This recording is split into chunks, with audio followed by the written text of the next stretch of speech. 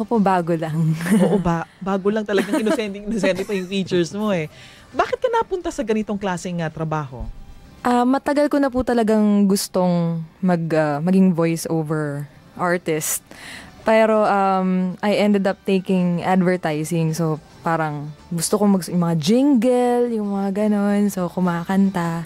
So dun po talaga ako nag-start. When I started work at Hit Productions, dun po ako na-discover.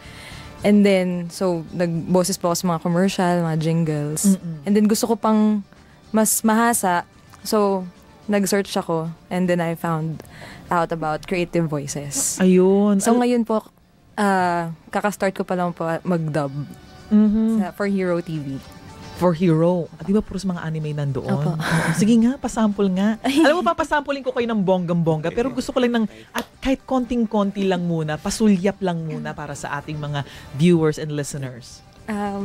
Medyo ba, okay lang po ba kung kanta na lang? Yung... Sige, gusto ko yan. Ayan, so yung latest na ginawa ko, since ito yung pinakasikat, yung sa Nescafe po. Suddenly, it's so smooth. Bigla na lang, it's so nice. It's wonderful. Ang cute! Ang galing! Ikaw pala yun! Nakakatuwa! So, ang voice talents pala, hindi lang pala puros pagsasalita lang. Kumakanta rin.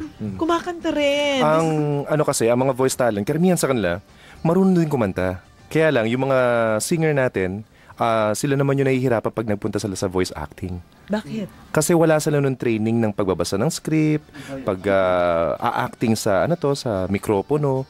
Hindi naman sinasabi na hindi maganda ang boses. Kaya lang merong kasing additional skills and requirements na kailangan mo matutunan para pag nag-acting ka sa mikropono, mas mabibigyan mo ng buhay yung script. Ito na pag-usapan namin sa Rated Corina, no? Yung mga kurso na gusto ng mga anak na dapat i-encourage din ng mga magulang. Kumari si Cyril, gusto niya talaga maging voice talent, voice artist, pero kumuha siya ng advertising, which is somehow related, pero too far from what you really want. So kung may kurso talaga na ganito, sana dumiretso ka na lang pala, hindi ba? No, so you won't, ilang years ang ginugol mo sa advertising? 4 years. 4 years. O, so sayang, di ba? Yung 4 years na yon, sana na-i-aral mo na pala. Sana nag-mascom na lang siya. Pwedeng nag-mascom ka na lang, o kaya dumiretso ka na, diretso na dito sa Philippine Center for Voice Acting. Ayun, Philippine Center. Nagbago pa. Philippine Center for Voice.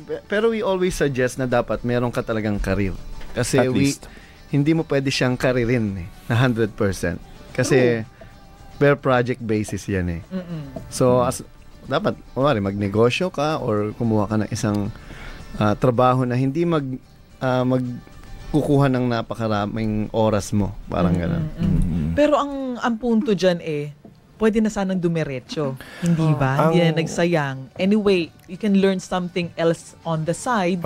Pero if your passion is about voice acting, being a voice artist, maganda sana dumiretso ka na. Ang problema kasi, Miss Jasmine, ang problema kasi is wala namang masyado nakakaalam sa industriyang ito na meron palang ganitong industriya. When we were groomed to grow up, no,